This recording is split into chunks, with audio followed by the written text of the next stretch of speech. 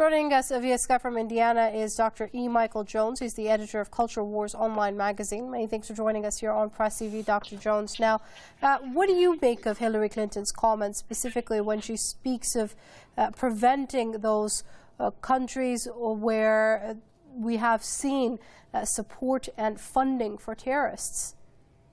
Well, first of all, yes, it's true. The madrasas that the Saudis funded in Pakistan did contribute to terrorism. But I think part of the problem here is, so I applaud her for addressing that issue, but there's an element of misdirection here because Hillary Clinton is one of the main sources of funding for ISIS and Al-Qaeda. The whole story of her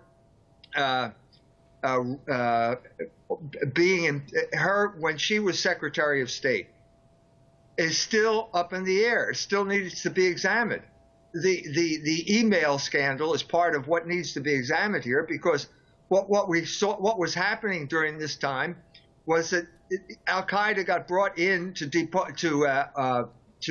knock Gaddafi from power, and then they got shipped. Once that was successful, then they were in the process of shipping all these weapons to Syria so that they could do the same thing to Assad. And that's when the ambassador, who also happened to be a homosexual, by the way, was killed.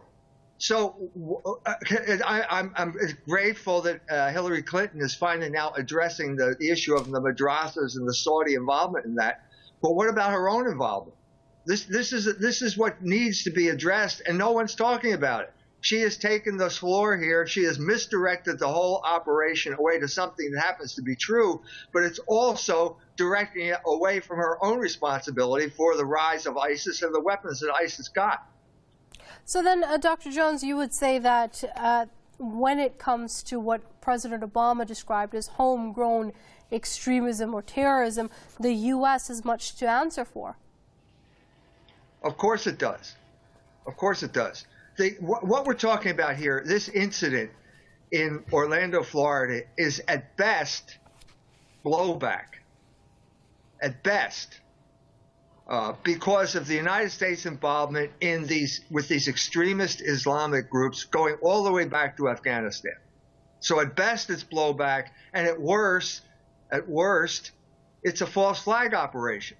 It's clear. All you have to do is read the New York Times and you figure out the meaning of this incident. The meaning of this incident is to discredit Donald Trump and his candidacy, because Trump's candidacy is a threat to the oligarchs. Trump is like a broken clock. He's right twice a day, but they perceive him as a threat to their oligarchic rule over the United States, and also the current foreign policy, because he's mentioned America first as his model, and America first was isolationist. So that's why he's considered a threat, and that's why this thing could be a false flag operation to derail his campaign. All right, let's leave it there for now. That's Dr. E. Michael Jones, editor of the Culture Wars online magazine, joining us via Skype from Indiana. Dr. Jones, thank you very much indeed for your comments here on Press TV.